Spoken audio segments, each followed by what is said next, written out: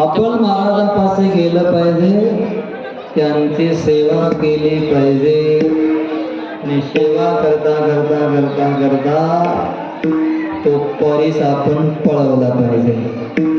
याच्यासाठी सेवा करायची, याच्यासाठी महाराजांपाशी राहायचं. हे जगद्गुरु तुकाराम महाराज ओळखत होते. दोन्ही दिसती सारखी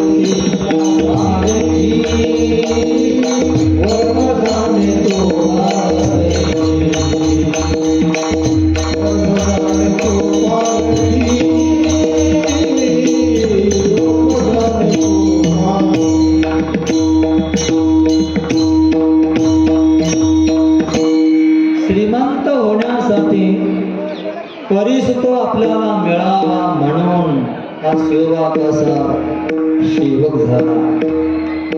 जगद्गुरु तुकाराम महाराजांनी त्या ब्राह्मणाचं कर्ज फेडलं आणि जो परीस म्हणून जे होतं हातामध्ये त्याला पाण्यामध्ये फेकून दिलं. समाप्त खेळ. जगद्गुरु तुकाराम महाराजापाशी हा शोभा कसा राहिला. 1 वर्षभर सेवा केली. जगद्गुरु तुकाराम महाराजांना दया आली. अरे कसा का होईना, कोणत्या का कारणाने होईना, पण माझ्या बरोबर राहिला. साधू बरोबर राहिल्याने फायदाच होतो. लोभाने राहा किंवा कसंही तुम्ही राहा, त्यांची सेवा मिळाली एवढंच का. साधूला शिव्या दिल्या तरी कल्याणच होतं. म्हणून उद्यापासून जो महाराज इथं येईल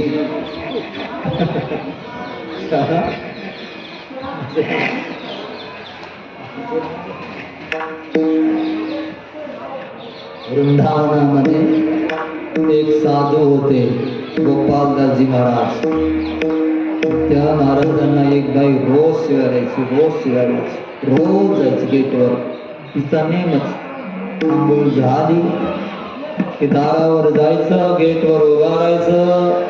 कामधंदे करत नाहीत, आळसे, जगाला बुडवते, खाऊन मोठे झाले, झोपा येऊ देत नाहीत माणसाला, रात्रंदिवस भजन करते, बोलायचे, शिव्या द्यायची, जायची रोज. टाइम ठरलेला तिला, मध्ये येत नव्हती. सत्य झाले ना. दिवसभर नाही, रात्री नाही, का सकाळी आंघोळ झाली ती आलीच म्हणायचं. जन्मभर तिने गोपालदासजीला शिव्या दिल्या. शेवटी जाण्याची वेळ आली, तिची म्हातारी झाली. साधूला शिव्या दिल्या आहेत, काय देव थोडाच न्यायला येणार आहे. यमाचे दूत आले, पाप केलं तू जीवनभर, चल आता फेडावं लागेल तुला. पकडलं, घेऊन जावं लागलं. गोपालदासजी महाराज सिद्ध होते, त्यांना समाचार मिळाला. किती आग आली नाही, काय झालं तिला, मरेपर्यंत येत होती. शिष्याने सांगितलं, बाबा ती चली गई. कहा? निज धाम. ऐसा तो नहीं होना चाहिए. ध्यान केलं. यमाच्या दरबारामध्ये पोहोचलेली त्या म्हातारीला स्त्रीला गोपालदासजी महाराजांनी आपल्या सामर्थ्याने वापस आणलं आणि सांगितलं, ती माझ्या गेटवर येऊन शिव्या द्यायची हा तिचा हेतू होता, पण त्या निमित्ताने तिने माझं रोज दर्शन घेतलं, म्हणजे मला तिने पाहिलं. साधूला ज्या जीवाने पाहिलेला आहे त्याला यमाचा दरबार नाही, त्याला विष्णूचा दरबार मिळाला पाहिजे. वापस पाठवून द्या तिला. वापस पाठवलं आणि विष्णूचा दरबार मिळाला. मग साधूची सेवा, साधूचं दर्शन येन केन प्रकाराने जर झालं तरी सुद्धा उद्धार आहे. आणि हा शिवबा कासार तर माझ्या बरोबर राहिला, भजन केलं, कीर्तनाला उभा राहायचा, सेवा करायचे, माझं घरही वळकटी तो चापत राहायचा कुठे परीस म्हणून, पण परीस काही सापडला नाही. पण सेवा तर त्याने केली ना, काहीतरी याला दिलं पाहिजे. या शोभा कासाराने 36 बैलाच्या अंगावर गोण्या मागवल्या. मागाचा व्यापार करत होता. गोण्या मागवल्या, ते तिकुंड माल पाठवलेला आहे. माल आला पण तो सगळा माल चांदीचा झाला. अरे हे तर मी मागितलं नाही, जसं बोलवला जातो ना, हे तर मी माल मागितला नाही, वापस पाठवला. नाही, तुम्ही हा माल मागितलेला परत वापस आला. त्याला कळालं की हे जगद्गुरु तुकाराम महाराजांच्या सेवेचं फल आहे. ते सगळं घेतलं त्याने आणि महाराजांच्या चरणावर मस्तक ठेवलं. म्हणला, बस आजपासून मी तुमचा शिष्य, मला संसार नको. विठले चित्त प्रपंचापासून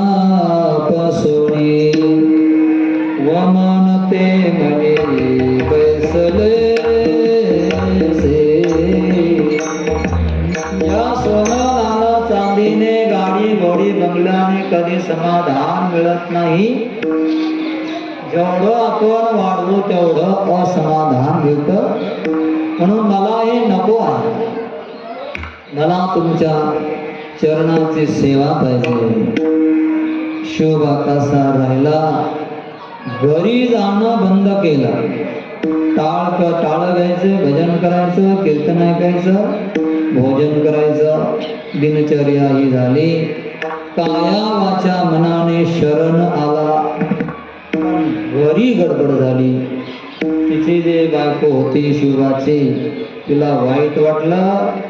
माझा नवरा सगळा प्रपंच सोडून त्या तुकाराम महाराजाबरोबर फिरत आहे, भजन कीर्तन असेल तिथं जातो, घरी येत नाही, काही नाही, काम धंदा सगळा बंद केला. या तुकाराम महाराजांना दाखवलं पाहिजे. ती महाराजांची शत्रू झाली, महाराजांविषयी द्वेष करू लागली, निंदा करू लागली, ईर्ष्या तिच्या मनामध्ये आली. आणि या तुकोबाने माझ्या नवऱ्याला बिघडविला आहे, माझा नवरा संसारामध्ये राहिलासा ठेवला नाही, म्हणून तिच्या मनामध्ये बसलं. तिने एकदा तुकाराम महाराजांना आदराने घरी बोलायचं ठरवलं, योजना केली. वस्तुतः कोणी कोणाच्या सांगण्यावरून बिघडत नाही, त्याचं पूर्व पुण्य फळाला येतं. 1 वर्ष सेवा केल्याचं पुण्य त्याला फळाला आलं आणि त्यामुळे वैराग्य झालं. असं विनाकारण कोणाला वैराग्य होत असतं का? नाही होत विनाकारण वैराग्य. ब्रह्मदेव जरी समोर आणून बसवला, तुम्ही बसले, आणि जर आपलं तेवढं पुण्य नसेल तर आपल्याला जागृती होणारच नाही होणार. त्याच्यामध्ये आपण फसलेले आहोत.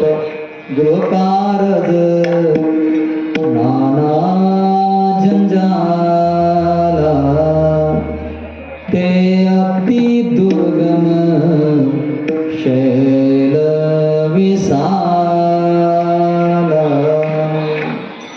व्यसनी माणसाला कितीही सांगा तरी तो बदलत नाही लवकर. जोपर्यंत त्याचं पुण्य साचत नाही त्याने जर संगती धरली कीर्तन करायची, त्याने संगती धरली, गाद सोमवारचं व्रत केलं, महादेवाची पूजा केली, नेम ठेवला, काही झालं तरी कीर्तन प्रवचन कथा ऐकायची, भजन करायचं असा जर त्याने नेम ठेवला तर यदा कदाचित त्याला एक दिवस असा येईल की बास आता आपण चांगलं जीवन जगायचं, व्यसन सोडून द्यायचं. पुण्याने जागृती येते. विसोबा खेचराला जागृती आली पुण्य प्रभावाने, पण त्याच्या पत्नीने तुकाराम महाराजावर घातलं की तुकाराम महाराजांनी माझा नवरा बिघडविला. म्हणून तिने योजना केली, महाराजांना बोलवायचं आणि त्यांचा काटा घडायचा, संपून टाकायचं, मारायचं त्यांना. योजना पाणी उकळायला ठेवलं, गरम असं पाणी केलं, उकळ्या फुटेपर्यंत भांड्यामध्ये पाणी, 4 भांडे तापवले आणि सांगितलं महाराज आंघोळीसाठी तुम्ही माझ्या घरी यायचं आज. तुकाराम महाराजांना वाटलं बरं झालं बा शिवबाची पत्नी बदलली, आतापर्यंत तिने विरोधच केला, आता मात्र बदललेली आहे तर जायला काही हरकत नाही. साधूचा स्वभाव सरळ असतो, सरळ चित्त मन नाही कुटिला.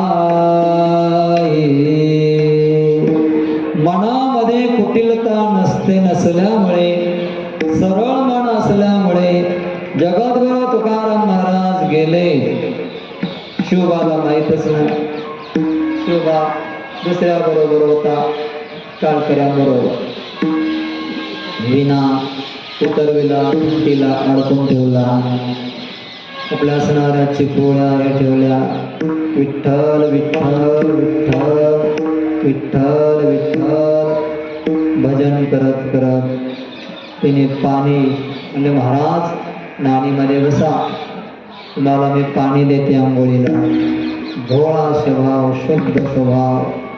जगद्गुरु तुकाराम महाराज कपडे वगैरे काढले, आंघोळीसाठी नाणीमध्ये बसले. विठ्ठल विठ्ठल.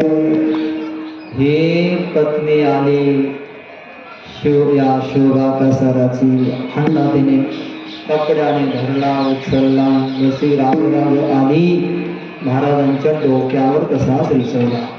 महाराज मोठ्याने बोलले, जळे माझी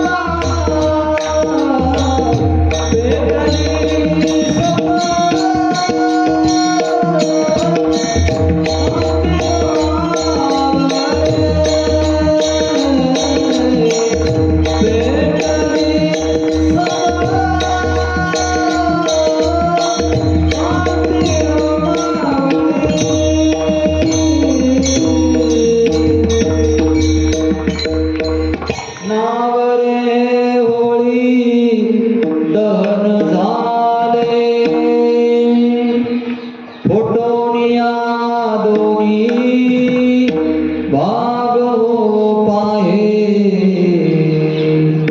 माझं हृदय अंग सगळं जळालं देवा काळे धार पाणी घेऊन जीवनात पाणी आहे आणि देवा तुझ्या विना मला कोण आहे माझी कीव तुला येऊ दे विठ्ठलाचा धावा केला जसं धावा केल्याबरोबर थंडगार काया झाली पाणी गार झालं चमत्कार झाला तिला शाप नाही दिला तिला बोलले नाही देवाला आळवलं जळे माझे पाया लागला ओनवा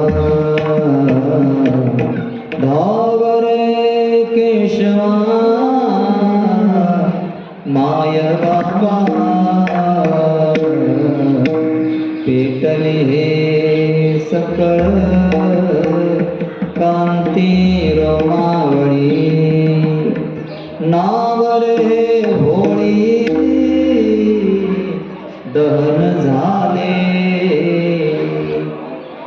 माझं सगळं अंग होळी रूप झालं दहन झालं आग झाली माझं हृदय दोन्ही भाग होऊन फुटू पाहत आहे पाणी घेऊन धावरे विठ्ठला देवा तुझ्या विना मला कोण आहे माझी कीव तुला येऊ दे मनापासून दुःखावसाने इदमेव सारा दुःख प्राप्त झालं त्याची आठवण करायची सुख प्राप्त झालं त्याची आठवण करायची थंडगार शरीर पडलं आंघोळ वगैरे झाली तरी तिथंच बसलेले आहेत तिने समजलं महाराजांना काही झालं नाही देवासाठी बोलले अंग पोळाला म्हणले त्या बाईने पुन्हा विषाचा प्रयोग केला पण विषानं पण महाराजांना काही झालं नाही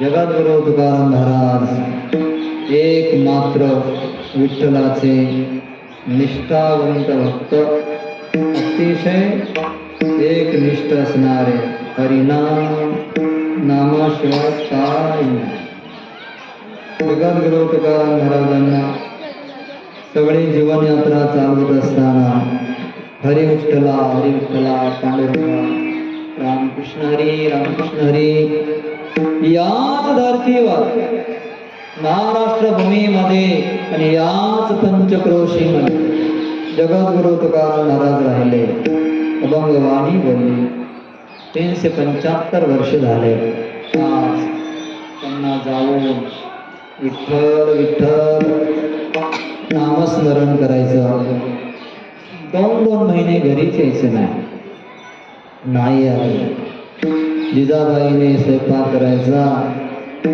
आणि पौष्टिक करायचा इकून तिकून मागून घ्यायचं लेकरांना सांभाळायचं पतीला जेवण पौष्टिक करायचं माझा पती वेडा झाला या काळ्या विट्याने वेडं केलं त्याला पण माझं कर्तव्य आहे त्याला जेवण देणं त्याला भोजन पौष्टिक करणं म्हणून या पावलीने स्वयंपाक करायचा आणि कधी भामचंद्रावर असायचे महाराज कधी बोराड्यावर असायचे कधी भंडारा डोंगरावर कधी कधी चक्रा मारायच्या इकडं गेले का तिकडं गेले एकदा पावलीने सांगितलं तुम्ही भजन करता ठीक आहे मला समजत नाही तुम्ही कुठे असता मी काल त्या दुसऱ्या डोंगरावर गेले आणि तुम्ही दुसऱ्या डोंगरावर होता जेवण देणं माझं काम आहे एवढं सांगा एका डोंगरावर बसत जा बघा कशी आहे ती एका डोंगरावर बसत जा मला समजेल तुम्हाला पाणी आणून द्यायचं जेवण करवायचं महाराज म्हणले अगं मला कळत नाही मी कुठं चाललो काय चाललो पावलं जिकडे जिकडे निघतात तिकडं मी निघून जातो. विठ्ठल विठ्ठल म्हणत म्हणत माझं मन माझ्या ताब्यात नाहीये, माझं मन विठ्ठलापाशी आहे. एक काम कर, जिथे देहूच्या बाहेर निघाल्यानंतर एक रस्ता पाऊलवाट भामचंद्रकडे जाते, एक भंडाराकडे जाते आणि एक घोराड्याकडे जाते. तिथं आल्यावर तू त्या वाटेला ताण लावला, विठ्ठल विठ्ठल ज्या रस्त्याने आवाज येईल तिथं मी गेलो आहे असं समज. आवलीला विश्वास होता की हे माझे पती भारी आहेत, त्यांना देव प्रसन्न आहे. ठीक आहे ना, स्वयंपाक करायचा तयार आणि घेऊन जायचं, रोज काम लावायचं आहे. कधी भंडारा, कधी घोराडा, कधी भामचंद्रावर जगद्गुरु तुकाराम महाराज होते. काही आवले निघाले स्वयंपाक घेऊन, डोक्यावर भाकरी आहे, हातामध्ये केळी पाणी, कापराची केळी चांगली आहे आपल्या, पायामध्ये मुटकी मुटकी चप्पल आहे, चालली आहे. काम लावला, आज भामचंद्रावर निघाले. भामचंद्राच्या रस्त्याने पुढे जाता जाता दुपारची वेळ झालेली होती, 1-1:30 वाजायची वेळ होती. जाता जाता कसा तिचा पाय काट्यावर पडला, काटा आरपार शिरला. मोठ्याने बोलले, काळ्या विचार तुझ्यासाठी माझा नवरा वेळा झाला. चक्कर आल्यासारखं झालं. काटा काढायला जाते, काटा निघेना. देवाला कळालं माझ्या भक्ताच्या दासावर संकट आलं. विठ्ठलाने रूप धरलं, गायी राखणारच, आणि आला पळत पळत. गायी चरत आहेत, काठी हातात, खांद्यावर घोंगडी, छोटासा पेटा बांधलेला गोपाळ बनून आला. आई काय झाला? अरे काय रे बाळा, बघ ना काटा मोडला बघ. हो का, मी काढू का काटा? आणि मला निघाला, तुला कसा निघल रे? तो मनात म्हणला, मोठ्या मोठ्याचा काटा निघाला, तुझा काटा तर किती छोटा आहे. बसला कृष्ण कन्हैया विठ्ठल, मांडी गाठली, पाय घेतला जिजाबाईचा आपल्या मांडीवर. थोडस जिजाबाई थोडीशी आता असं टेकून पाय दिला त्याच्या मांडीवर. कृष्णा या विठ्ठलाने पाहिला, आताच ही संधी आहे. आपलं तोंड त्या जिजाबाईच्या काट्यापाशी नेलं, जीभ लावली पायाला, धूळ चाटले. एवढा मोठा तिचा अधिकार होता. काट्याला स्पर्श झाल्याबरोबर काटा कधी निघाला माहीत सुद्धा नाही. काटा काढला, चोळला थोडासा पाय, निघाला काटा, निघाला. हो का, काय रे तुझं नाव? काय नाही, मी गाई राखतो, गोरख म्हणतात मला. हो का, आई कुठं जाणार तू आता? जाणार, माझा पती डोंगरावर भजन करत बसला, देवाने त्याला वेळ लावलं, माझा संसार दानाधीन झाला. हो का, मी येऊ का तुझ्या बरोबर? चल बाबा. ती पाण्याची कळशी दिली, पुढे जिजाबाई, मागे हा, पावलावर पाऊल टाकत चालतो. गेला तिथे, जिजाबाईने पाहिलं महाराज. ब्रह्मानंदे लागली टाळी, कोण देहाते संभाळी. विठ्ठल विठ्ठल विठ्ठल विठ्ठल भजन चाललंय महाराजांचं. जिजाबाई आली, पाठी टेकली, भाकरी होती ती भाकरी काढली, महाराजांच्या समोर ठेवली. त्याला सहजच विचारलं, तू जेवणार का रे? म्हणला हो, मला पण भूक लागली. महाराजांना अर्धी दिली भाकरी, अर्धी या पोराला दिली. लवकर भाकरी खाऊन टाकली. कुणी? या गोरक्षाने. काही आणखी आहे का? आता दोरडे होते, पाटे होते, ठेवलेले आहेत, कपडावर टाकलेला आहे, काही नव्हतं शिल्लक नाही. नाही रे, संपलं आता. खोटं बोलते का तू? आहे बघ तिथं. जेव्हा तिने कपडा विठ्ठलाने बाजूला काढला, मिष्टान्न भरलेले भाकरी आहेत, तिच्या लक्षात आलं रे, आता काळ्या विट्या दिसतोय, एवढा चमत्कार करणारा हाच आहे. काय एवढं नाटक करतो का रे माझ्या समोर? तुझ्यामुळे माझा नवरा वेडा झाला.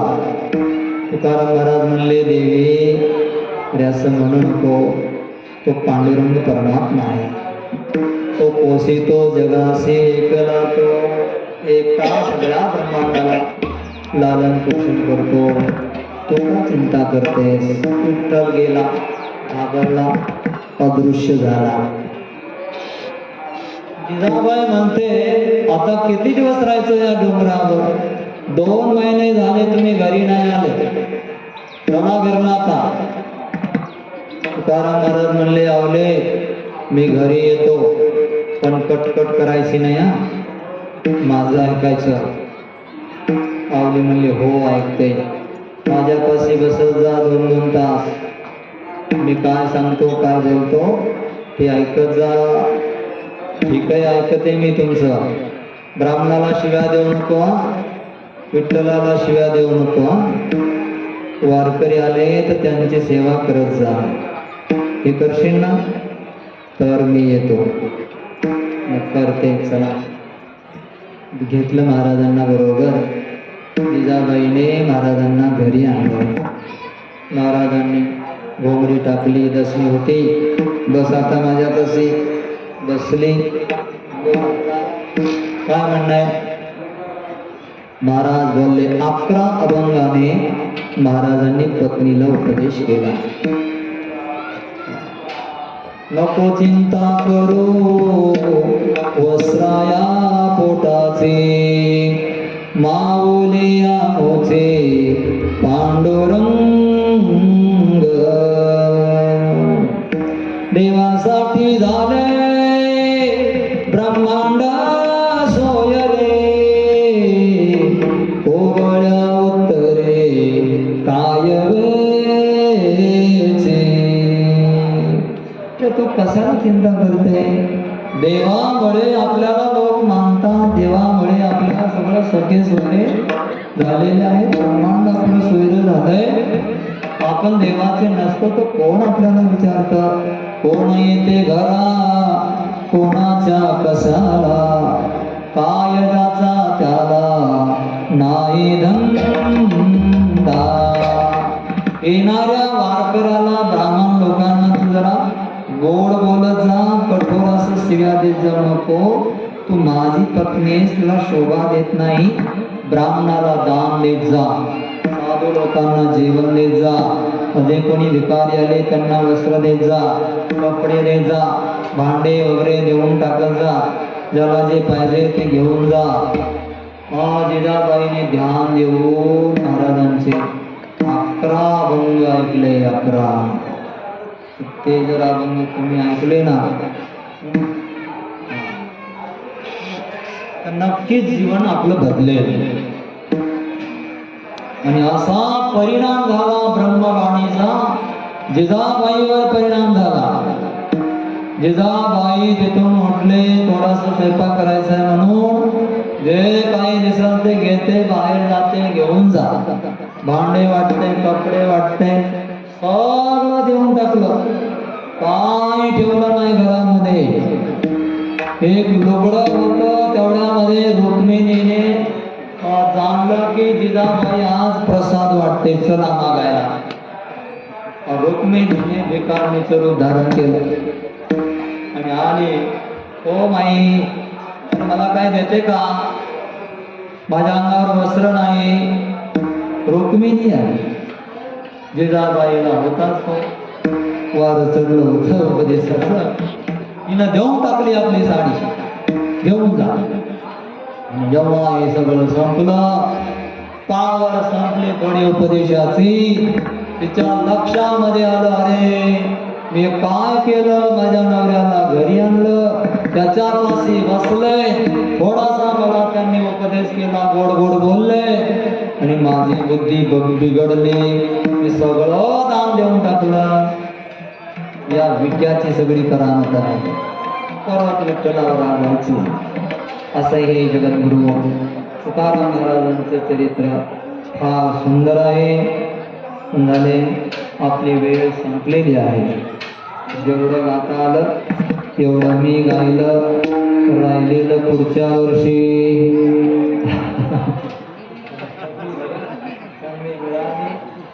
पुढच्या वर्षी आपल्याला काय गडबड नाही, आपल्याला काय काम धंदा, कुठं जायचं त्या इच्छेने तरी देव आपल्याला आयुष्य दिलं. पुढच्या वर्षी तुकाराम महाराजांचं चरित्र सांगायचं आहे. झालेली सेवा आजची इथेच विश्राम घेते. आरतीसाठी चला, आरती घेऊया आणि सुंदर असं कीर्तन होणार आहे आणि नंतर महाप्रसाद आहे. आज महाशिवरात्र, सप्ताहाचा 7वा दिवस जागराचा आहे आणि उद्या महाप्रसाद काला.